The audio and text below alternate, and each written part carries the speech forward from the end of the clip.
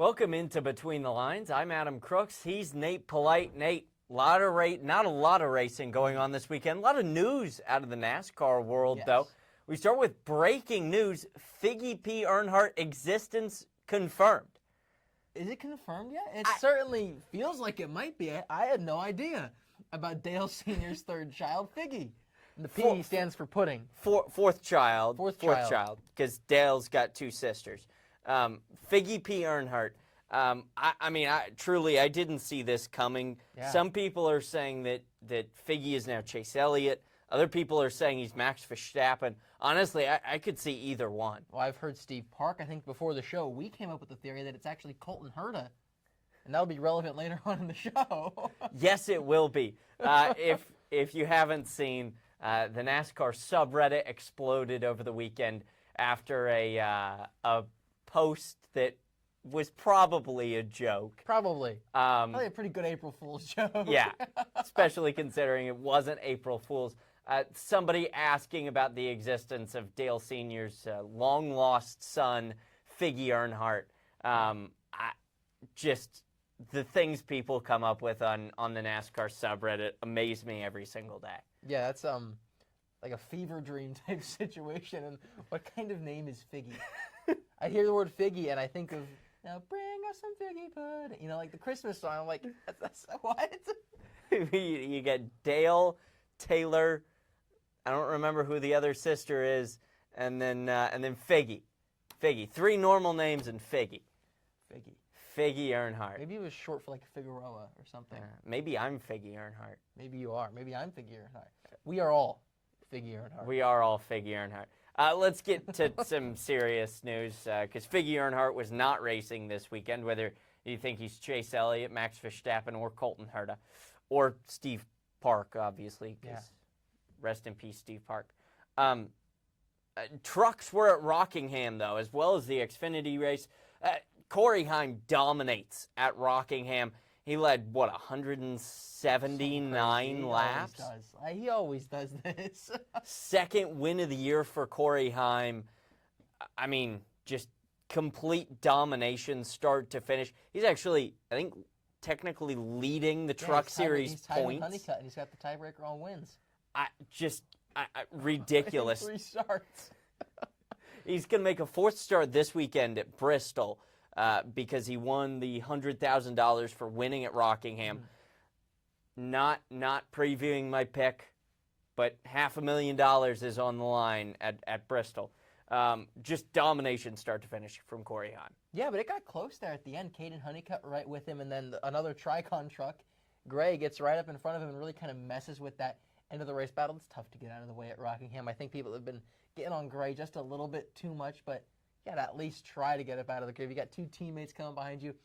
But, I mean, Corey Heim's ridiculous. It's completely ridiculous. We talked about this after he won at Darlington. You know, I'd say, is there a reason to dwell on it? Probably. He is one of, if not the best non-Cup driver prospect in NASCAR right now, and maybe the best we've seen in quite some time. I mean, he shows up in the Cup Series in the 4th car on a 3-car team. There was a 2-car team like 2 seasons ago, and runs top 15, top 20 on pace. That is ridiculously impressive for Corey Heim to do in that 67 car.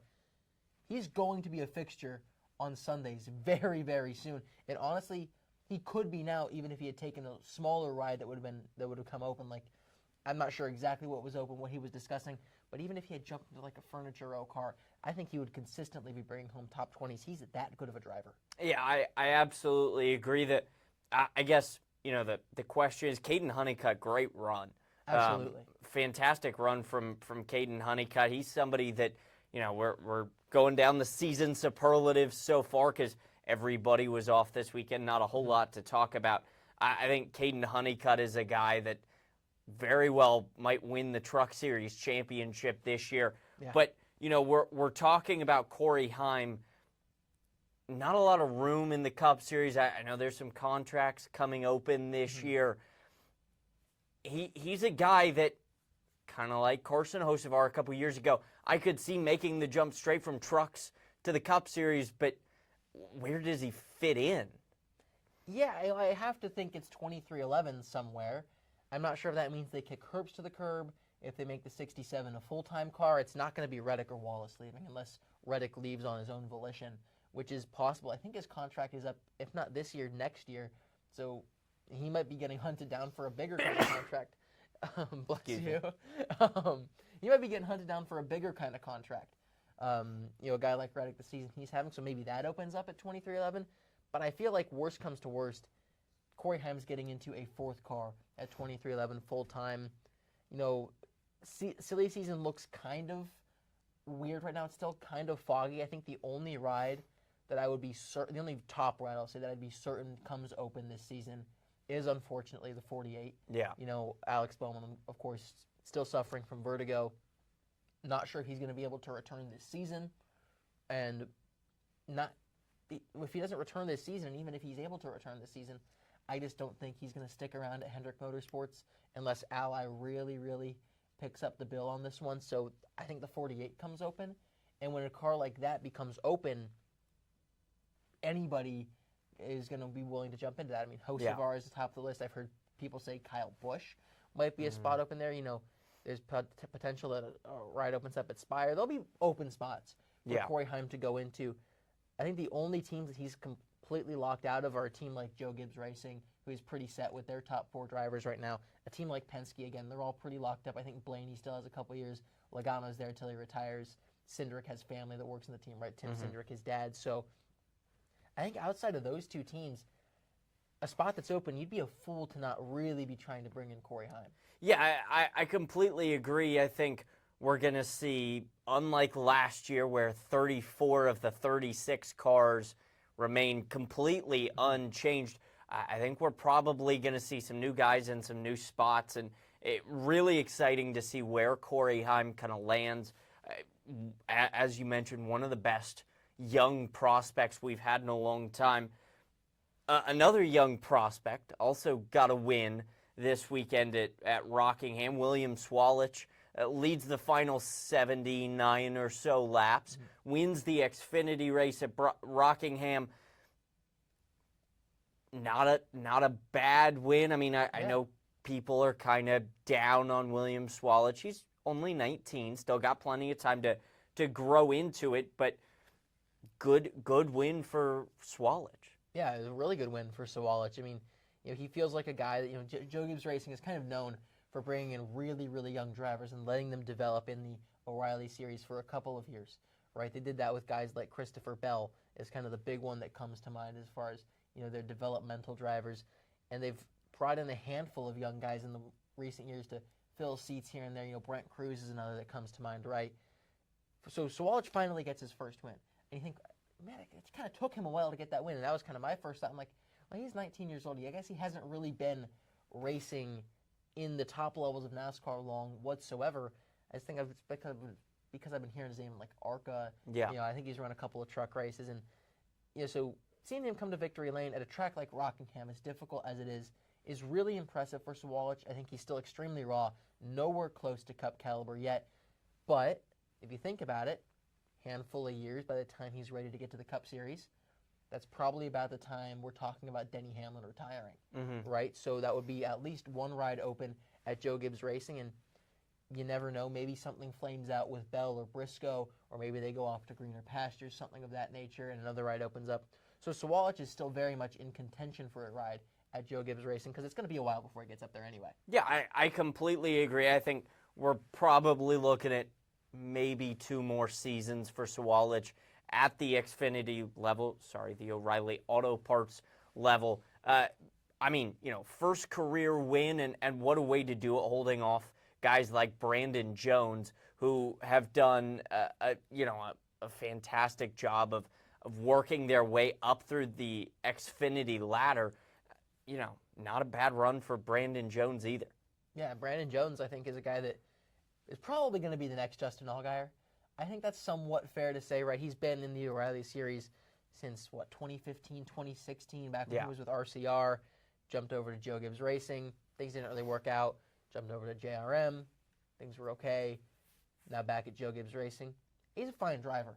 At this point, it's clear he's not Cup caliber, so he's probably going to sit in the O'Reilly series for probably his whole career. He might get a chance at, a lower level Cup Series team, especially because he brings that Menard sponsorship. But it's always nice to see Brandon Jones run up front, and I do personally hope that he ends up in a Justin Allgaier situation later on in his career where he's able to contend for and win championships. I think that'd be nice to see. I agree. I think, he's kind of in that weird spot that, Sam Hornish was in, Elliott Sadler was in, Justin Allgaier is now in, where you go to Cup, you don't have a lot of success, but you come back to the Xfinity Series, the Nationwide Series, the O'Reilly Series, whatever you want to call it, and you're contending for championships. Mm-hmm. It's kind of a weird in-between where you're maybe a little too good for the O'Reilly Series, but you're also kind of not good enough to make the jump to Cup, or you haven't gotten the right opportunity, which,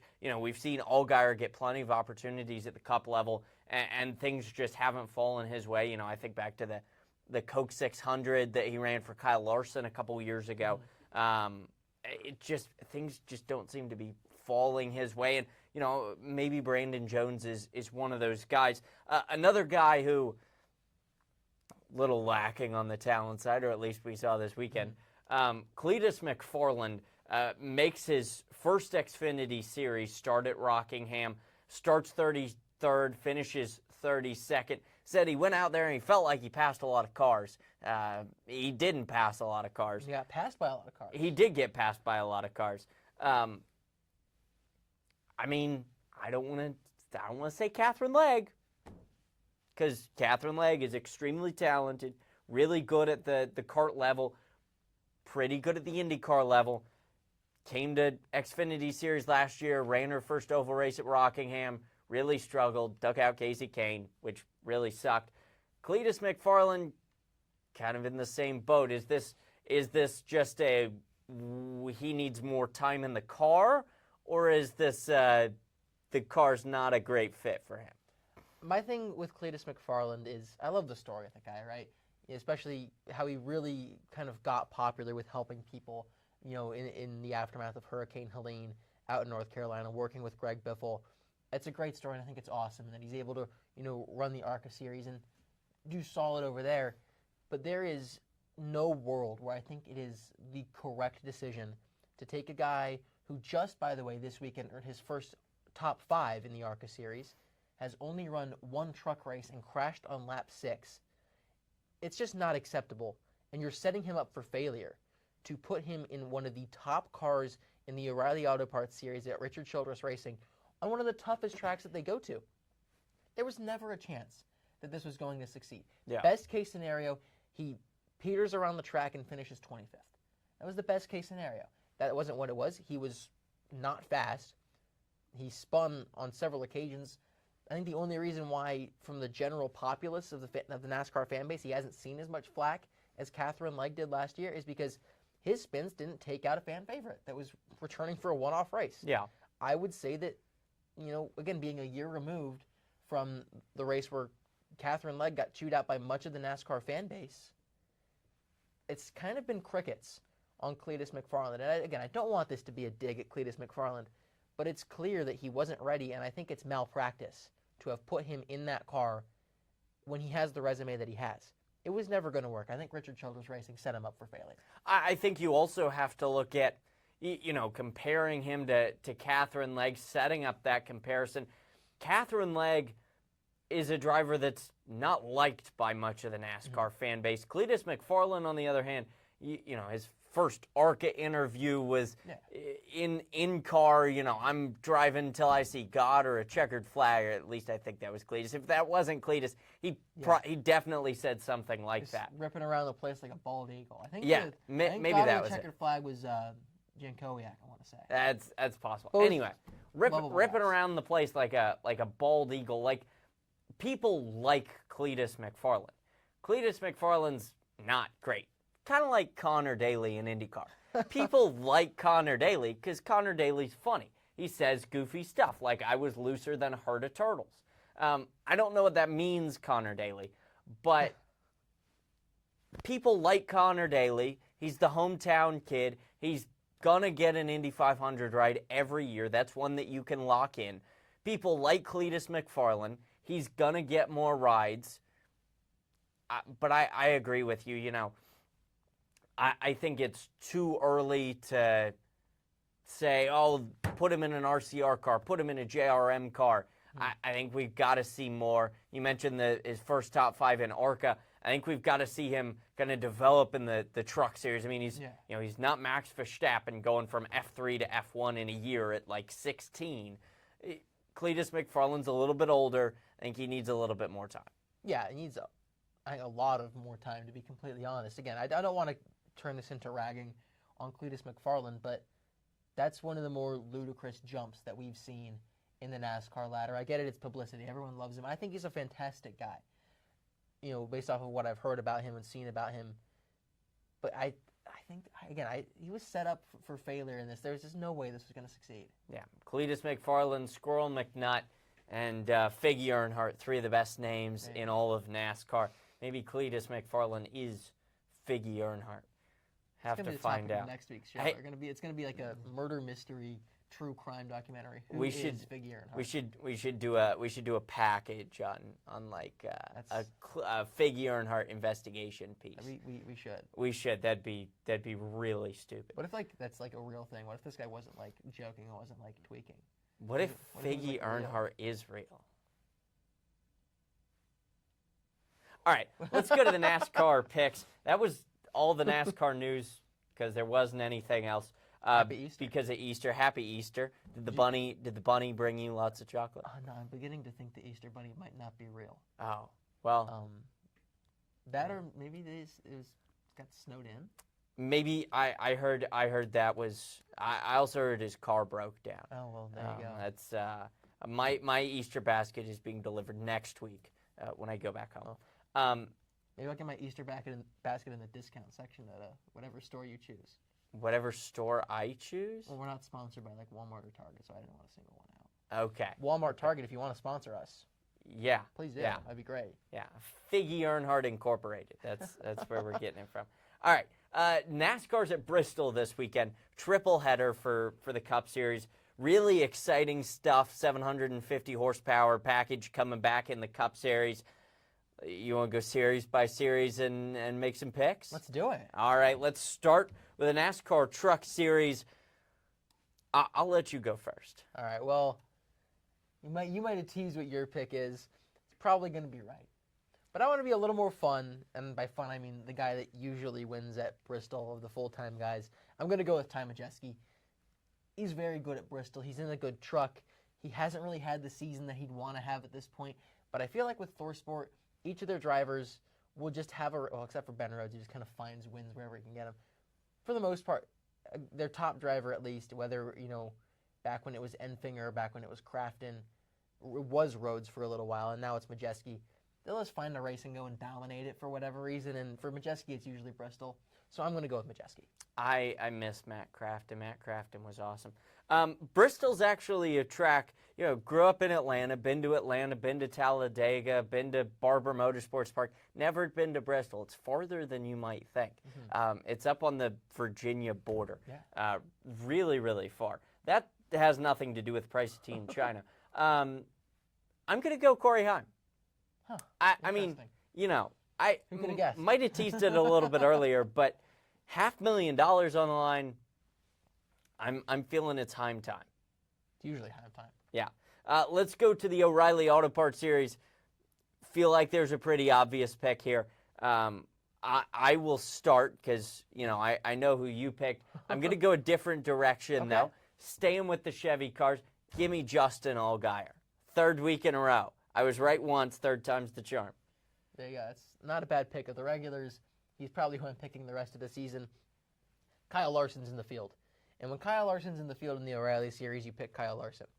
When Kyle Larson's in the field at Bristol in the O'Reilly Series, you pick Kyle Larson by a lap. That's what I'm going to go with. Kyle Larson, barring disaster, should win this race, and I think he will win this race.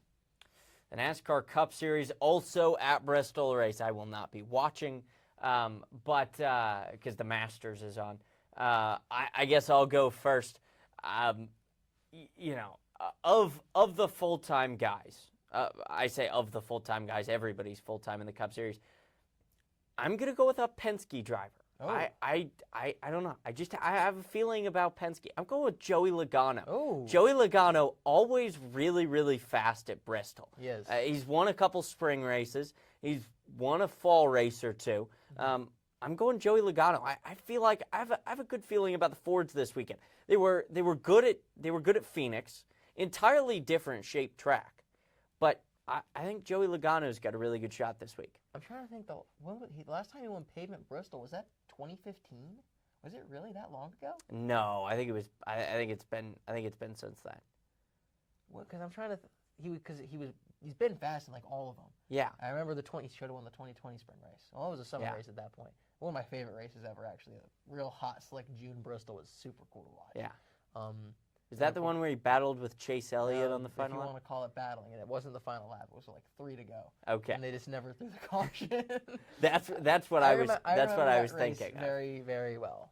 Very well, unfortunately. That's what I was thinking of Bristol in the Cup Series. I was like, Joey Logano's really good. I remember that one battle he had with Chase Elliott. Well, he won on the dirt too. Well, he did win on the dirt. And yeah. Was good on the dirt for some reason. Yeah. Really good at Bristol. I think it's a solid pick. I think it's a solid pick, too. My pick is a guy who is very good at Bristol, is very good with the 750 package, probably should have won at Martinsville. Things didn't fall his way, but I'm going to go with Denny Hamlin. He's one of the best tire savers in the Cup Series. Yeah, I think that if you put yourself in position to win multiple times, you're probably going to win a handful of those times. It won't be 100%. We saw him not get 100% at Martinsville. He'll be in position to win again at Bristol. Now it's time for the Between the Lines Superlatives. This is the part where Nate makes confetti pop and there's a crowd roaring. Pause for crowd. Thank you so much. Adam Crooks hosting alongside Nate Polite. The Between the Lines Superlative Show. Nate, this could be really exciting. I'm very excited for this. I'm also very excited for this. Good. Glad you're very excited for this, because I'm very excited for this. We're going best driver. This is across all series. Best driver. Who's your award going to? Well, I should clarify. All series that we cover on Between the Lines. Yeah, not the World Rallycross Series is not a part of your this. favorite Malaysian GT or whatever we were talking about. Asian Le Mans. Asian Le Mans. Your favorite Asian Le Mans driver will not be listed on season. I don't have a favorite Asian Le Mans driver. But my pick for best driver this season, I think it's a pretty easy pick. I'm going to go Tyler Reddick. He's won on a variety of different racetracks and a variety of different aero packages in the NASCAR Cup Series. He's the only driver to have really established himself firmly atop the standings in 2026. So for me, it's an easy pick.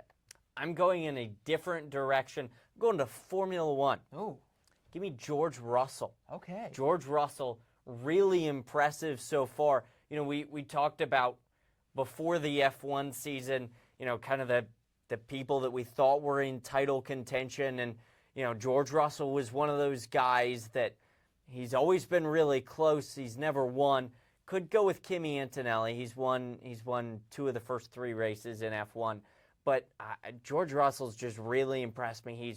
He's been really, really good week in and week out, and that's the consistency that you have to win the F1 world title. I think Kimi Antonelli, we're going to start to see he's 19. The pressure's going to start to build on him. I think George Russell might have this title locked up. There you go. Let's go to the most impressive, at least compared to the expectations. My award is going to an IndyCar driver, okay. Kyle Kirkwood. Didn't think he was going to pass Alex Palou on the streets of Arlington. Somehow did pass Alex Palou on the streets of Arlington. After, 4 races into the season, Kyle Kirkwood has a 2-point points lead over Alex Palou. Alex Palou has dominated this series for years. I think they said after Kirkwood won in maybe Arlington, or maybe it was after Phoenix. I think it was after Phoenix. First time Alex Palou has not led the championship since June 2024. Kyle Kirkwood has led the championship after each of the last 3 races. I'm going Kyle Kirkwood.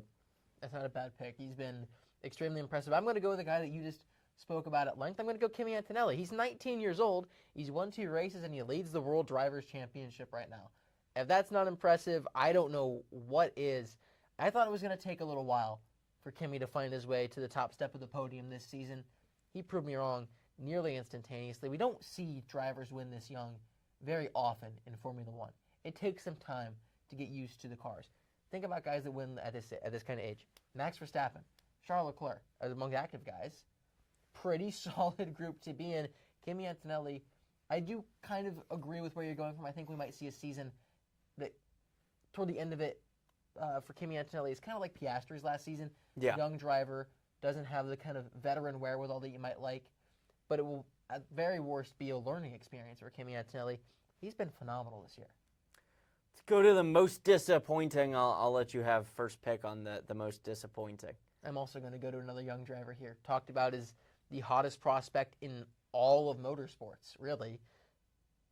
He dominated the O'Reilly Series a season ago. He's won in about 700 different types of car. Connor Zilic has been bad this season. He hasn't just not been good. He's been bad. He's been slow. Yeah, it's not like he's had bad luck and been involved in crashes. He's been slow. I think part of it's Trackhouse. And we've talked about how their oval program isn't really up to snuff. Mm-hmm. But even Coda, he was slow during practice and qualifying, and he had a huge hole to dig out of during the race. He dug out of it pretty well, but he was still in the hornet's nest, and it led him getting taken out. Yeah. If he was just fast the entire weekend, he's probably fighting with Blaney and Reddick and SVG at the front of that field. But he wasn't. Oval pace just hasn't been there for the 88 team. They'll figure it out. I've got full confidence that they're going to figure it out.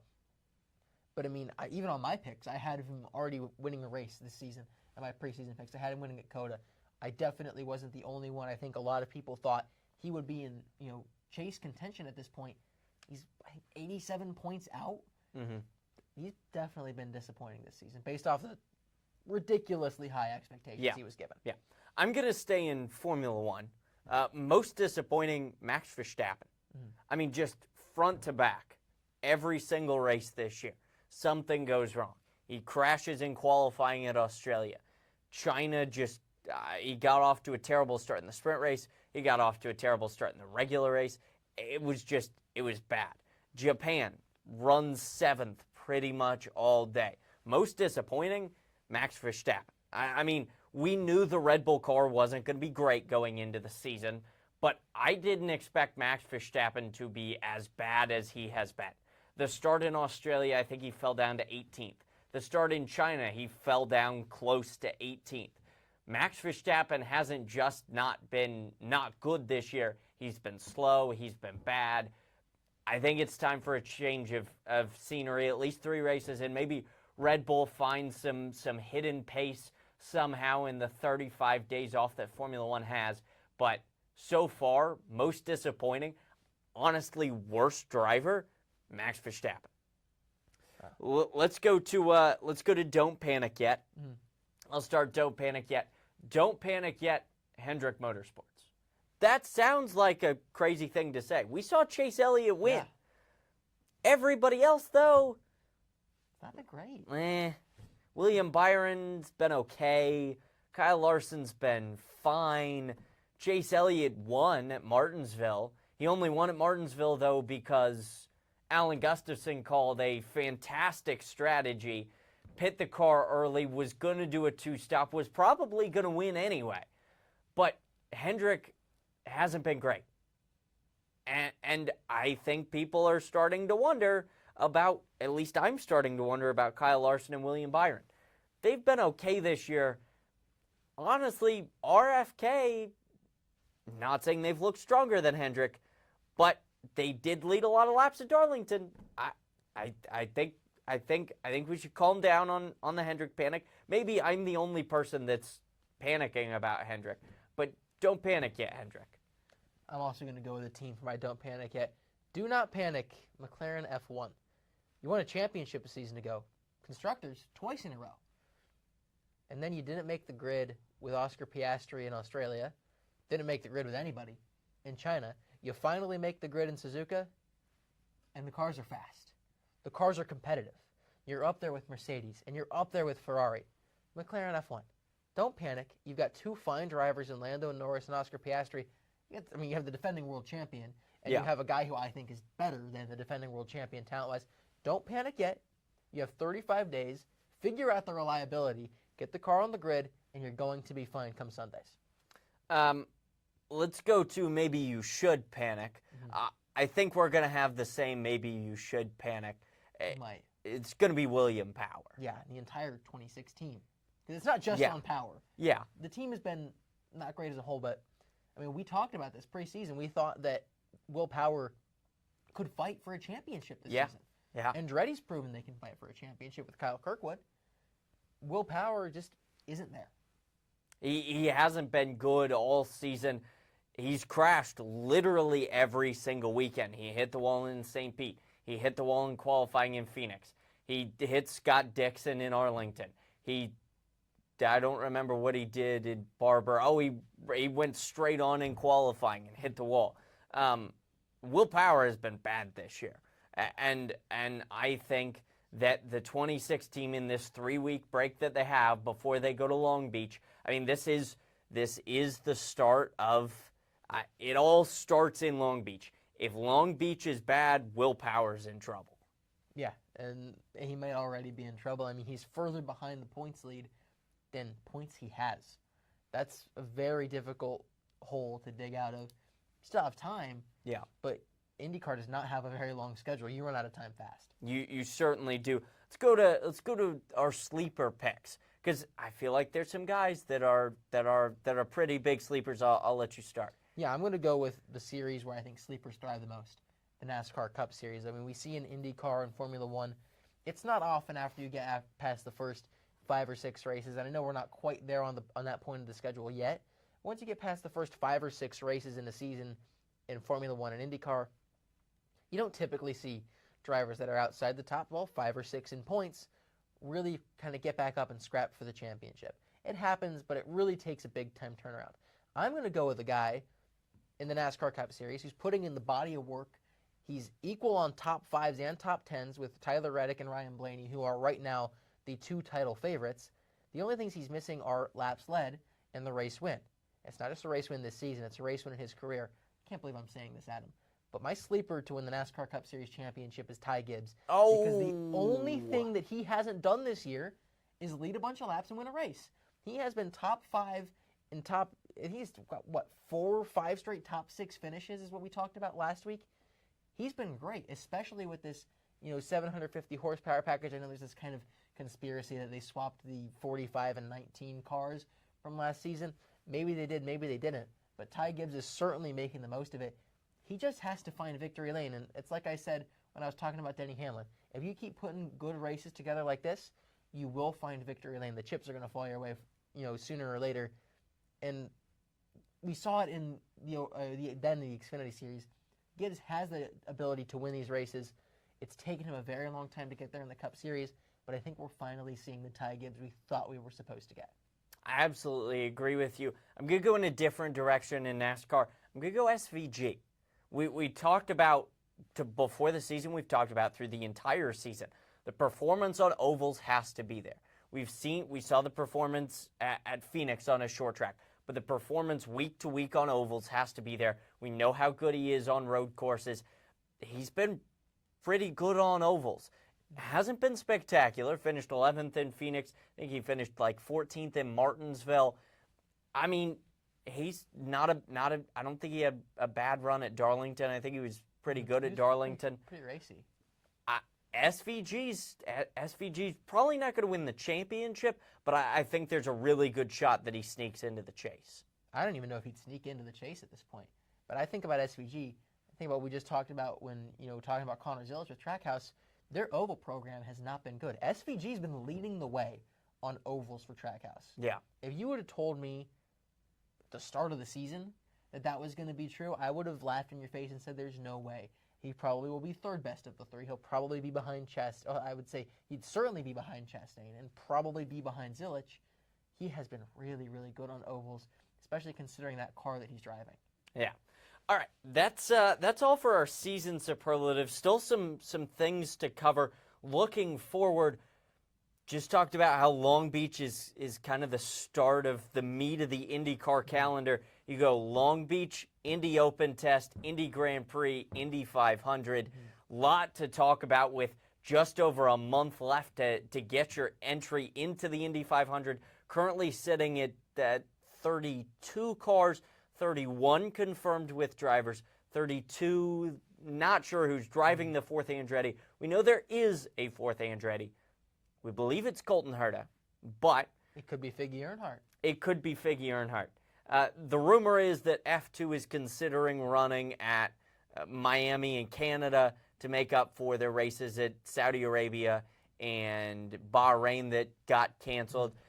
Currently, I think a 3-month off period for F2 between the race in Australia in March, because they didn't run China or Japan. So race in Australia in March and then Monaco in June.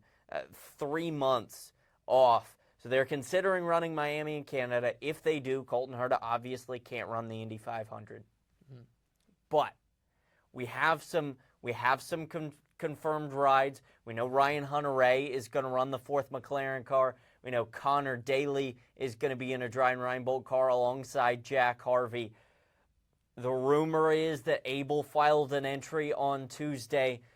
That ups it to 33. Prima could give us bumping if Prima confirms their entry for the 500. Nate, really exciting stuff. The field's starting to fill out. Talked about Will Power and the concerns that he's had this year.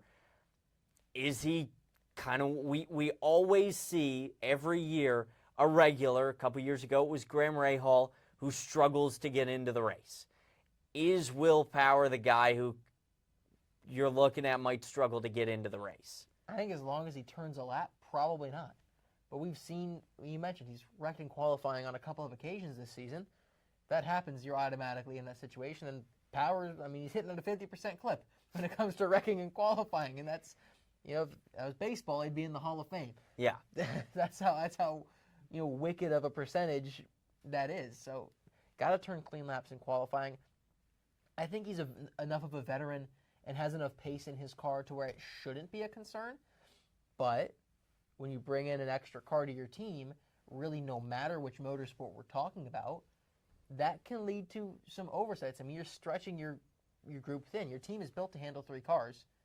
Now you're throwing a 4th car into the equation for the most important race of the year, no less. No one's coming into an extra seat in the Indy 500 to pedal around and run 20th. They're not doing that. Well, Pippa Man does, but for a top team, for a team like an Andretti or a McLaren that brings in these extra cars, you're not going to fill in that seat unless it's a car that you think is capable of winning the Indy 500, because otherwise why are you wasting your time? So that's where maybe mechanical gremlins come into place. Maybe something's up with the power unit or some kind of thing in the inner workings of the car is a little bit done because the team is just stretched so thin. That's where the concerns come for me more so with Will Power, in that it could be an issue mechanically or he could wreck the race car. And that's very valid. We've seen Will Power hit the wall in qualifying at Indy on more than one occasion. And you think back to 2011, Andretti didn't have any concerns coming into qualifying in 2011. Ryan Hunter-Reay, Marco Andretti, Danica Patrick, I think Tony Kanaan was safely in the field at that point.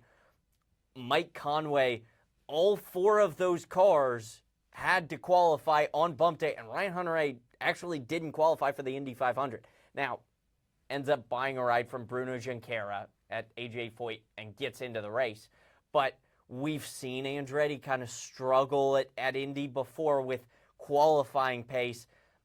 I wouldn't be so surprised if maybe you see that again, especially with the troubles we've had Will Power have this year. But of the guys that are Indy 500 only this year, I feel like this is one of the best classes. You've got Ed Carpenter in a 3rd Ed Carpenter car. Ed Carpenter car's always fast at Indy. Ryan Hunter-Reay in a McLaren car. Elio in a Meyer-Shank car. Connor Daly alongside Jack Harvey in Dry and Reinbold cars. Takuma Sato in a Rahal car. I feel like, haven't seen a Indy-only entry win since Elio did it in 2021, but I feel like of the guys that are Indy-only entries, I mean, we saw Brian Hunter-Reay run up front last year. This is a really good class of Indy-only entries. It is, and I mean, top of the list has to be Elio, right? Always is whenever he comes into the Indy 500 because, I mean, he's the best at it. He wins, 4 Indy 500 wins? It's a ridiculous number to have. Some say 3, but it's 4. It's 4. You know, it's a ridiculous number to have. He's ridiculously good. Ryan Hunter-Reay always comes in and is going to put in a good show at Indianapolis. And you mentioned Ed Carpenter and his team. They put special emphasis on this racetrack every single year, and they show up with a silver bullet, as we talked about preseason. I agree. This is a very, very good class. It's a very good class for a very special race. We've got a little bit of extra time this week because there was no racing news. Listen, I'm a big Indy 500 guy. I've got a lot of memories at Indy, but you know, I know you've been to a handful of NASCAR races. Yeah. What is your favorite memory of going to a race? That's a really good question. I might have to think on that one for a little bit. You know what? While you think, I'll go first. Okay. 2011 Indy 500, J.R. Hildebrand leading the race. Everybody thinks J.R. Hildebrand's going to win on fuel strategy. I mean, watching Elio win, because Elio is my favorite driver in 2021, was magical, and I may or may not have cried in the stands.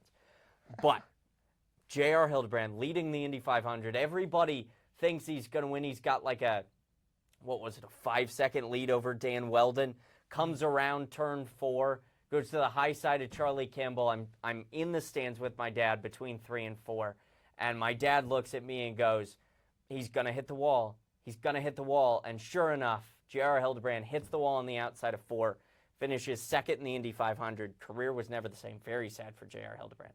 But, I've been to NASCAR races with friends. I've been to NASCAR races with my dad. I think the 2011 Indy 500 being my first Indy 500 this year's going to be number 15 for me.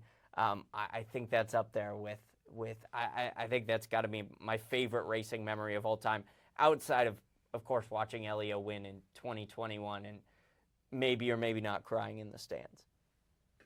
That's good. I definitely have not been to as many races as you've been to. But as far as at the track memories go, Pocono 2024, I went with a bunch of my buddies, me and my friends that play NASCAR games on the PlayStation and have played together. They've been playing together since like 2015, 2016. I'm fairly new. I hopped in like 2020 during the pandemic. But nonetheless, we've all been friends now for a very long time. We started going to races together every year in one big group trip. Pocono we went to in 2024, and we kind of split at the end of the race. And 6 or 7 of us, that's the actual number, went to camp outside the media center in the July Pennsylvania sun, completely very hot. Baking. It was so hot. And it was humid too, which certainly didn't help. And we've been sweating all day. Sat outside the media center for about an hour to get a picture with Ryan Blaney, and he was kind enough to take a picture with our entire group. We got a buddy in our group who was a huge Ryan Blaney fan, got his hat signed. He was so pumped for that. But then, not from the track. Me and my buddies, we went to the race at Echo Park Speedway this past summer, and it was literally right after I moved in up here at Syracuse, and I took a bus down to Binghamton. I left Syracuse at 3 in the afternoon on a Monday, I want to say it was. Got picked up by my friend in Binghamton. We went to his house down in the Catskills. I ate dinner there. The first time I met his family, his pets, and everyone. That was awesome. Left his house. Picked up our friend that lives just on like the New York Pennsylvania border. Picked up our friend that lives in just outside of Baltimore at almost exactly midnight. Drove through the night through Virginia and North Carolina. Ate at a Waffle House in North Carolina at like 5 in the morning. Yes. After being on the road, I didn't sleep but for 20 minutes this entire drive. By the way. Drove through like rush hour traffic in South Carolina, which I couldn't believe existed. Yeah, rush hour traffic in South Carolina doesn't sound like a thing. It was on this day. Nearly got run off the road by an 18-wheeler. Had to take back roads through most of the rest of South Carolina before getting back onto the highway into Georgia, where finally we get to our Airbnb at about 3:30 in the afternoon the very next day. So it's like 24 hours straight on the road. a bunch of memories made with some of my best friends in the world. Not at the track, but it was a NASCAR trip. That's probably my favorite memory. I think that's a pretty good one. We've got plenty of stories to tell from the racetrack, plenty of stories from races that we weren't at. Yeah. And maybe we'll get into those. Maybe that will be an off-season segment. I mean, we got DC Solar. That's DC Solar. The Time Cart tried to run a race at Texas unsuccessfully. Lot of really good stories to tell. That's all for this week, though. We've got NASCAR at Bristol next week. We'll be previewing IndyCar at Long Beach. That's the week after. Formula One is not racing anywhere anytime soon.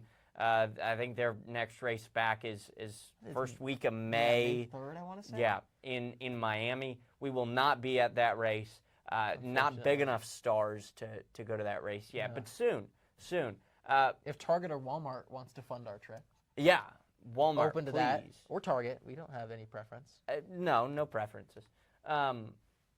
Or Waffle House, if Waffle House wants to fund the trip. I'd be a big fan of Waffle House funding the trip. Waffle House, if you're watching OTN for some reason and you see this, or it's on YouTube. It's on YouTube. It is on YouTube. If you pop onto your feed. Yeah, let us know in the comments. If this pops into your feed on Waffle House, if this pops into your feed and your Waffle House, please fund our trip to Miami. That'd be really funny if we showed up to the Miami F1 race. We'll do a show from Waffle House if you do it Waffle House. We will dress up in full Waffle House employee uniforms and go to the F1 race in Miami. Yeah, absolutely. We will do that. I'm not above it. Neither am I. That's all for this week, though. We will see you next week on Between the Lines.